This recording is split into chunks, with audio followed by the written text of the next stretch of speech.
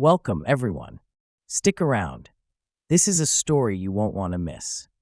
The youngest mayor in New York City's history. On October 18th, 1991, a baby boy was born in Kampala, the capital of Uganda.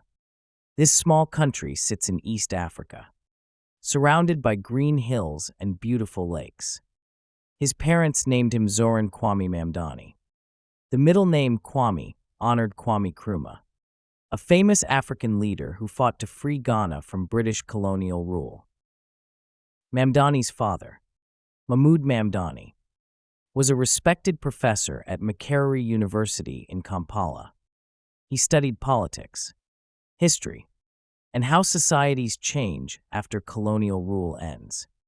His mother, Mira Nair, was a talented filmmaker whose movies told stories about ordinary people chasing extraordinary dreams. Both parents originally came from Indian families, but they had made Africa their home. Their house was always filled with passionate discussions about justice, equality, and helping people who had no voice in society. Moving across 3 continents. When Mamdani was 5 years old, in 1996, his family moved to Cape Town, South Africa. This was an important moment in history. South Africa had just held its first truly democratic elections 2 years earlier. The country had finally ended apartheid, a brutal system that separated people by the color of their skin and gave all power to white people while black people suffered under harsh laws. Young Mamdani attended St. George's Grammar School, a private school in Cape Town. For the first time in South Africa's history, children of all races could learn together in the same classroom. Mamdani saw a nation trying to heal deep wounds and build something new. He made friends with kids from different backgrounds: white, black, Indian, and mixed-race children all learning side by side. But the Mamdani family didn't stay long in South Africa. 2 years later, when Mamdani was only 7 years old, they made another major move, this time across the Atlantic Ocean to New York City, America. The family settled in Morningside Heights, a neighborhood in Manhattan near Columbia University. Unlike his private school in Cape Town, Mamdani now attended New York's public schools. He sat in classrooms with kids from literally everywhere, children whose parents spoke Spanish, Chinese, Russian, Arabic, Bengali, Korean, and dozens of other languages. This was the real New York, incredibly diverse, always loud, and bursting with energy. For a young immigrant child, adjusting to American schools wasn't easy. Everything was different: the accent, the culture, even the food in the cafeteria. But Mamdani was determined.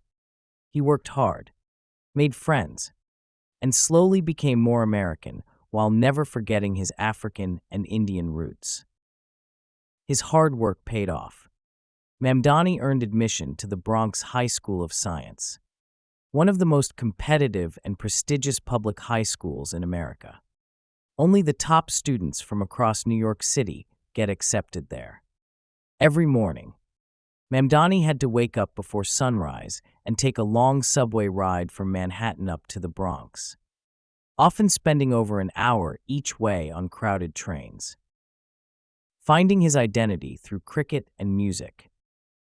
During his teenage years at Bronx Science, Mamdani discovered 2 great passions that would help shape his identity: cricket and hip-hop music. Cricket is a bat and ball sport that's massively popular in India, Pakistan, Bangladesh, Sri Lanka, and many former British colonies. It's almost like a religion in these countries. But in America, cricket is virtually unknown. American schools focus on baseball, basketball, and football instead. Most Americans have never even seen a cricket match. Did this stop Mamdani from enjoying his favorite sport? Absolutely not. He looked around and found other students, mostly children of immigrants from South Asia and the Caribbean, who also loved cricket. Together, they organized and created the school's first ever cricket team. They had to find equipment, learn the rules, and teach other students about the game. Through this experience, Mamdani learned a powerful lesson that would serve him throughout his life. When people share a vision and work together, they can create something that didn't exist before. You don't have to accept the world as it is. You can change it. Mamdani also fell deeply in love with hip-hop culture. Hip-hop spoke to him because it was the voice of outsiders, of people trying to make it in tough circumstances, of immigrants and minorities finding their place.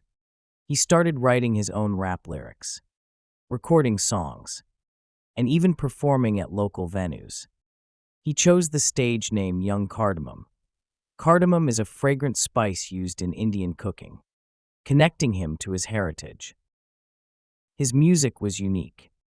He rapped in multiple languages, mixing English with Luganda, one of Uganda's main languages, and sometimes throwing in Hindi or Punjabi words. His songs told stories about being caught between worlds, African by birth, Indian by ancestry, and American by upbringing. They talked about the immigrant experience, about feeling like you don't fully belong anywhere, but somehow belong everywhere. Through music, Mamdani found his voice. He wasn't trying to be just American or just African or just Indian. He was all of these things together, and that made him special. College years and political awakening. After graduating from Bronx Science, Mamdani enrolled at Bowdoin College, a small liberal arts college in Brunswick, Maine. He chose to major in Africana Studies, diving deep into African history, culture, politics, and the experiences of people of African descent throughout the world. But Mamdani didn't just study books. He got involved in campus activism. He joined student organizations that fought for workers' rights on campus. When the college tried to cut benefits for dining hall workers and janitors, Mamdani helped organize protests.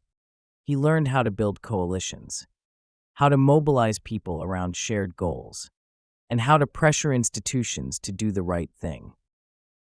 During these college years, Mamdani also developed his political philosophy. He read extensively about different economic systems and political movements. He studied the work of democratic socialists throughout history, people who believed that government should actively work to reduce inequality and ensure that everyone, not just the wealthy, has access to good housing, healthcare, education, and a decent life. This wasn't abstract theory for Mamdani. He thought about his own family's journey, about the people he'd met, about how hard his parents had worked. He thought about why some people had so much while others struggled just to survive. And he became convinced that the system needed fundamental change. Confronting the housing crisis face to face. After graduating from Bowdoin College in 2013, Mamdani returned to New York City. He wanted to do work that would directly help people struggling in the city he loved. So he took a job as a housing counselor with a nonprofit organization in Queens, one of New York's 5 boroughs.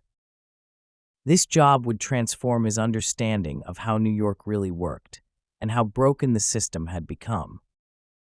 Every single day, Mamdani met with families facing eviction, the legal process where landlords force people to leave their homes.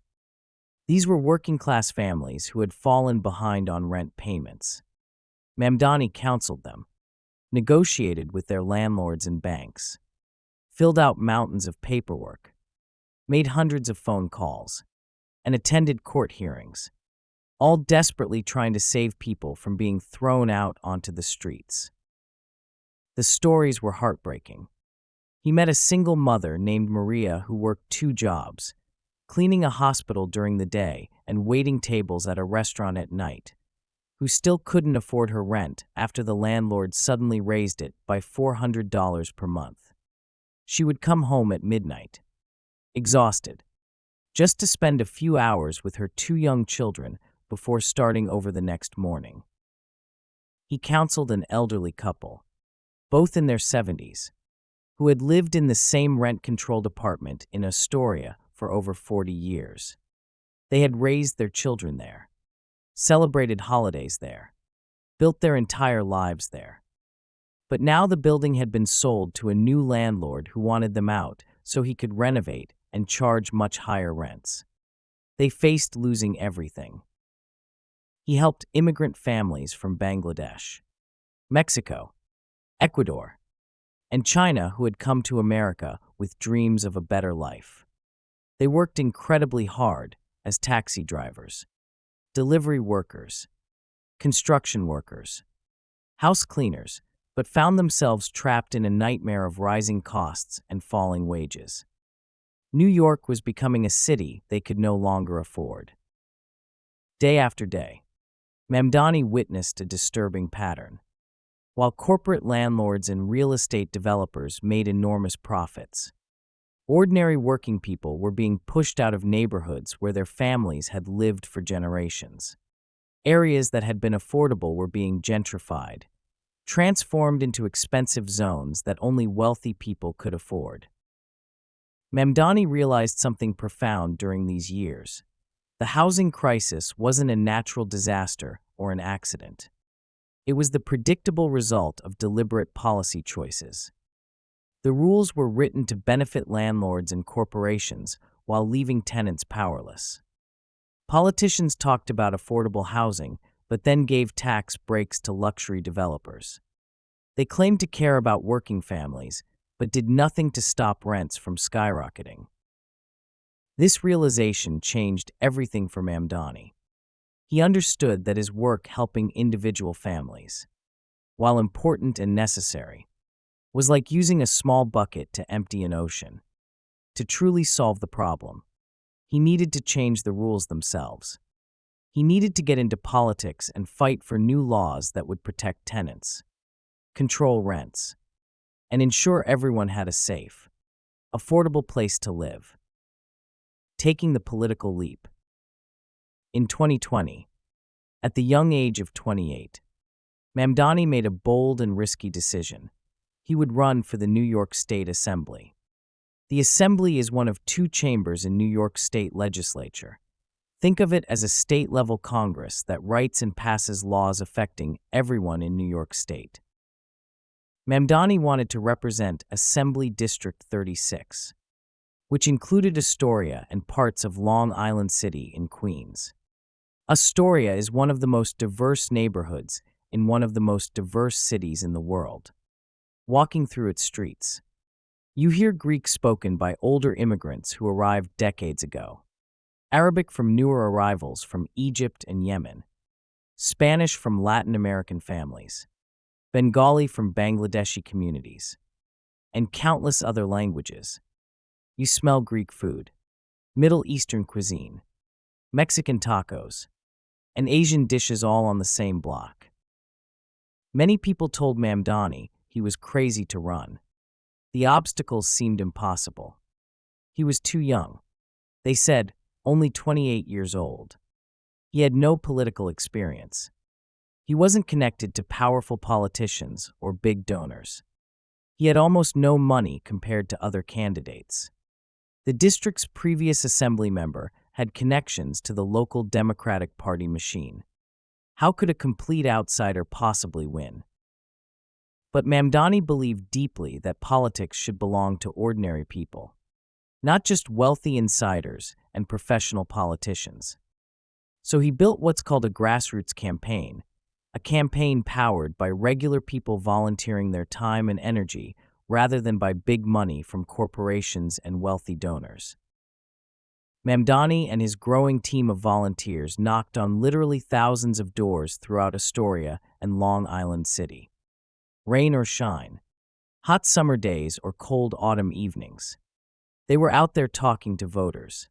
They stood outside subway stations at 7 a.m., handing out flyers to sleepy commuters heading to work. They organized small house parties where Mamdani could sit in someone's living room and talk directly with neighbors about their concerns. His ability to speak multiple languages became an enormous advantage. Mamdani could knock on a door and greet a Greek grandmother in her native language, then walk next door and discuss issues with an Arabic-speaking family in Arabic, then turn the corner and connect with a Latin American household in Spanish. He spoke at least 6 languages fluently. This wasn't just a political skill. It showed voters that Mamdani truly understood what it meant to be an immigrant, to live between cultures, to belong to multiple worlds at once. His message was clear and powerful. Working people deserve better. Rents are too high and keep rising. Public transportation should be free or nearly free. Wealthy people and big corporations should pay their fair share in taxes. Healthcare and childcare should be guaranteed rights, not luxuries only the rich can afford. The establishment didn't take him seriously at first, but as election day approached, Mamdani's message was resonating. Young people especially were excited. They felt like someone finally understood their frustrations.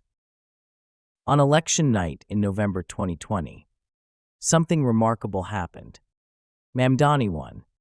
At just 29 years old, he became the first person of South Asian descent ever elected to the New York State Assembly. He was also the first Ugandan American to win this office, and only the 3rd Muslim to serve in the state legislature in New York's history. His victory shocked the political establishment.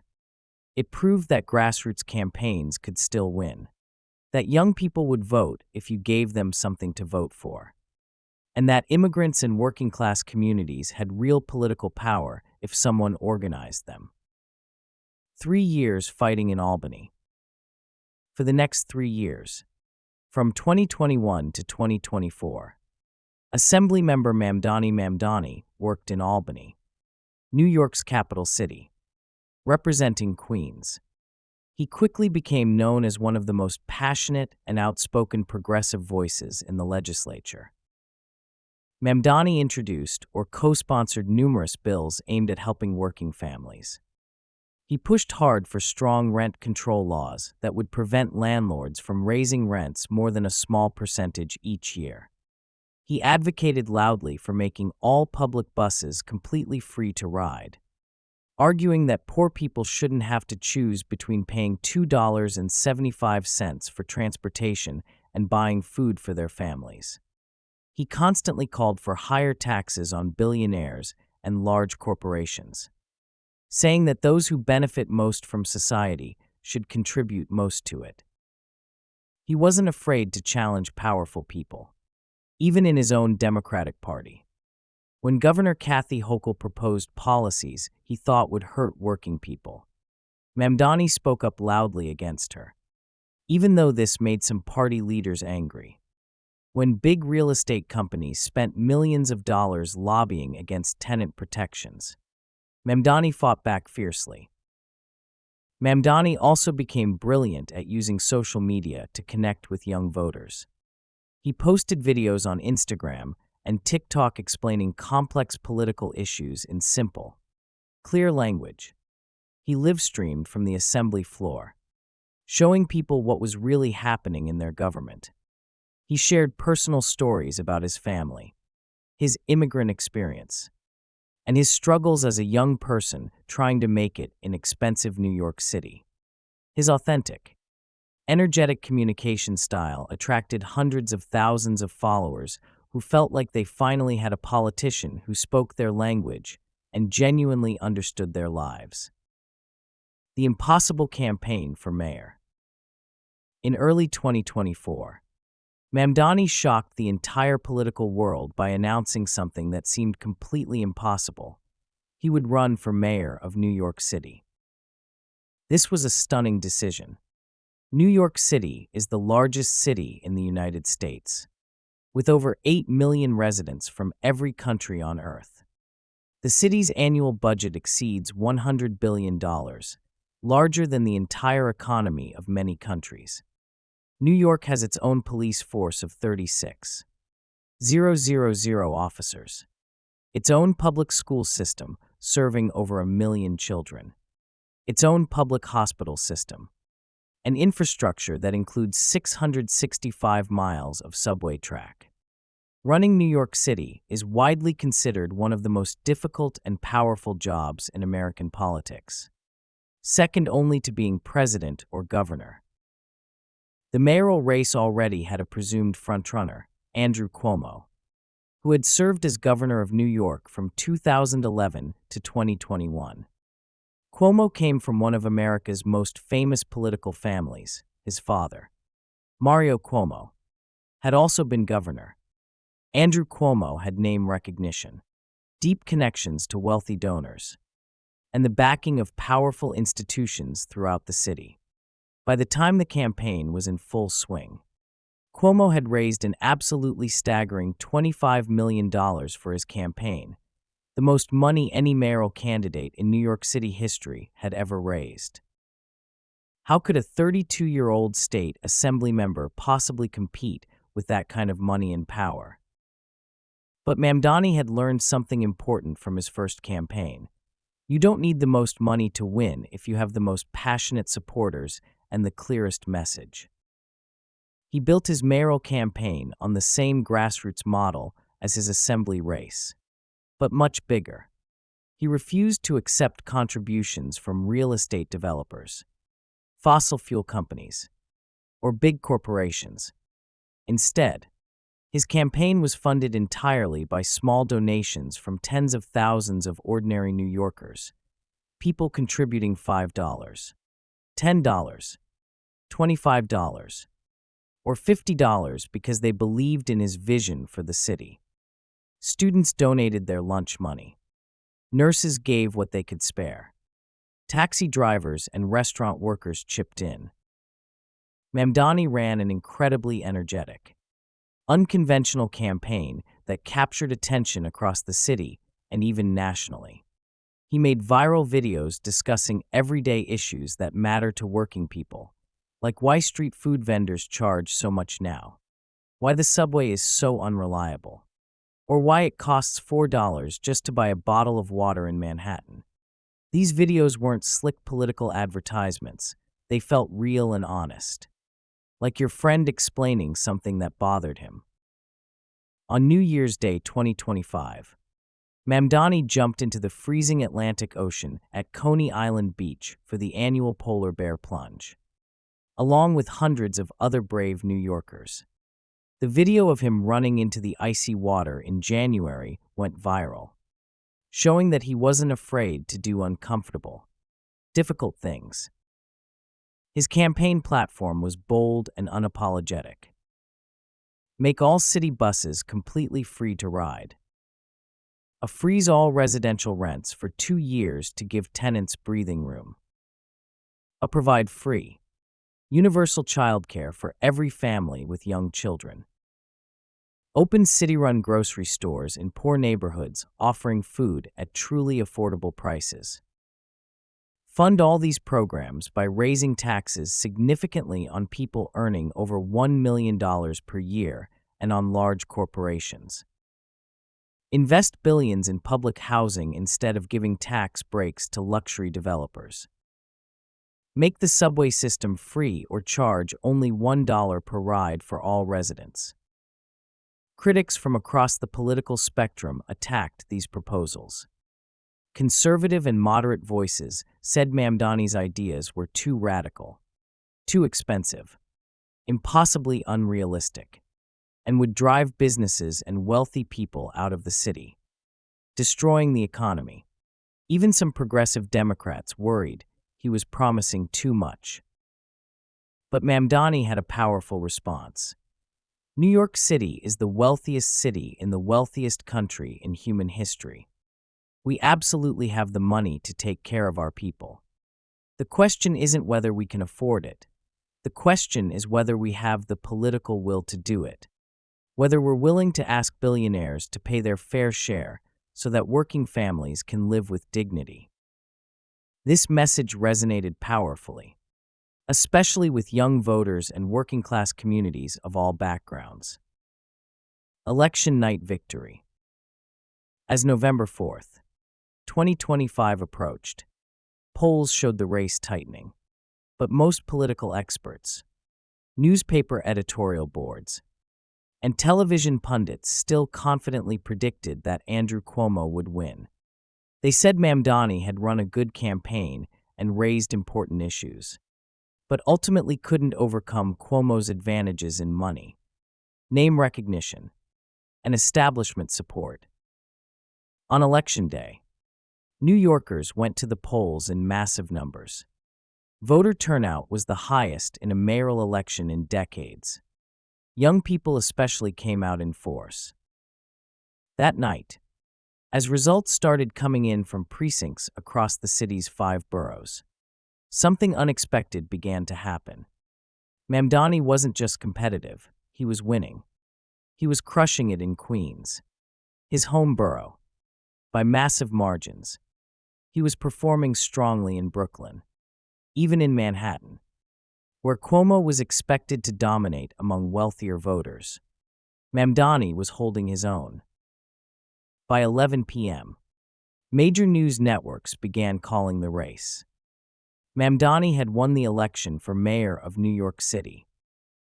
The victory party that erupted in Astoria was unlike anything the neighborhood had ever seen. Thousands of supporters flooded the streets, crying, hugging strangers, and chanting Mamdani's name. People climbed on top of cars. Music blasted from speakers. The energy was electric, almost unbelievable. Mamdani took the stage at around midnight with his wife, Rama, and his parents standing beside him. His mother wiped tears from her eyes. His father beamed with pride that seemed to radiate from every part of his being. The crowd, a beautiful, chaotic mix of every ethnicity, religion, age, and background that makes New York so incredibly special, roared with approval. In his victory speech, Mamdani quoted Nelson Mandela, the South African hero who had spent 27 years in prison fighting against apartheid. It always seems impossible until it's done. Then he delivered words that will be remembered in New York City history books. Tonight, we've proven that New York will remain a city of immigrants, a city built by immigrants, powered by immigrants, and as of tonight, led by an immigrant. To every person who has felt that this city doesn't belong to you anymore, that it's become a playground for billionaires while working people struggle just to survive, I want you to know that tonight. We took our city back. What it all means. News of Mamdani's historic victory spread instantly around the world. In Kampala, Uganda, where he was born, people celebrated in the streets and bars. Television stations ran special coverage. In India, where his grandparents came from, newspapers ran front-page stories. Muslims from Jakarta to Istanbul to Cairo felt pride seeing one of their own reach such heights. But the deepest impact was right here in New York. For the young Muslim girl in Brooklyn facing bullying at school, Mamdani's election said, "You belong here. You can lead." For the immigrant family in Queens struggling to pay impossible rents, it said, "Someone understands and will fight for you." For the college student drowning in debt, it said, "Real change is possible." Mamdani becomes mayor on January 1st, 2026. The challenges ahead are enormous: fixing the ancient subway system, building affordable housing, improving schools, addressing crime. But he's already changed what seemed possible. He's given people hope. He's proven that ordinary people, when they organize and work together, can defeat money and power.